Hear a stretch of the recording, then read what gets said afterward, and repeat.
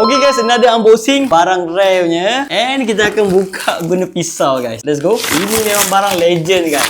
Ini barang-barang rare. Macam biasa kita memang collect barang-barang rare. Kalau you guys tahu siapakah legend gaming dekat Malaysia ni, inilah barang dia guys. Memang dia secure dengan kau-kau guys. Nak buka setengah you guys nampak. Bisa you guys tahu lah, ini barang Solos guys, daripada SLZ X Sleeper. Brand Sleeper collaborate dengan brand gaming paling besar guys. Let's go, kita tengok. Wish, memang kotak ni pun mahal ni. Kotak ni pun dah premium gila. Wish, you guys nampak dalam dia macam mana.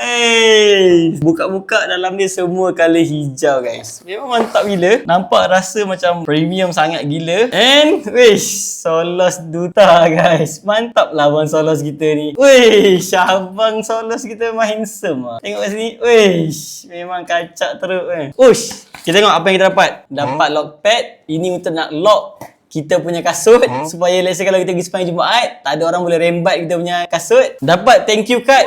Memang dapat banyak gambar abang Solos lah. Sign dia pun dapat. Okay, cantik. And special sticker. Mantap. Kita boleh tambahkan dalam collection stiker Bitcoin kita. So letak dekat sini, cabut satu, kita ambil yang konsol ni lah. Allah, terbelah guys. Tak apalah, kira halal lah So kita akan letak dekat sini guys. Kita letak sebelah Bitcoin lah, bagi mantap sikit. Wuish, nampak kat situ. And inilah barang-barang yang ditunggunya, barang-barang rare-nya.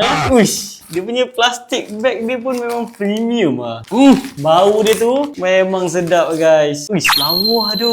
Memang tahu-tahu je. Saya memang pemakai kasut yang jenis macam ni tau. Bukan jenis pakai yang jenis lock kaki dekat tengah-tengah kan. Selalunya Flipper dia jual kasut dia yang macam tu. Tapi kali ni uish, ini memang ngam teruk guys.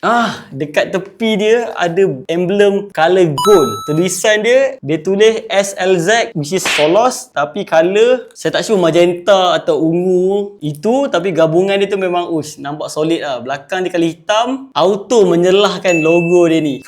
Ini sumpah kalau pakai pergi sembahyang Jumaat confirm hilang. Kita try pakai jap, tengok adakah muat dengan saiz kita. Wish, memang terletak dan baik. Thank you Solos. You guys yang nak, for sure lah, you guys boleh direct pergi ke Solos punya TikTok and you guys boleh beli dekat sana. Thank you.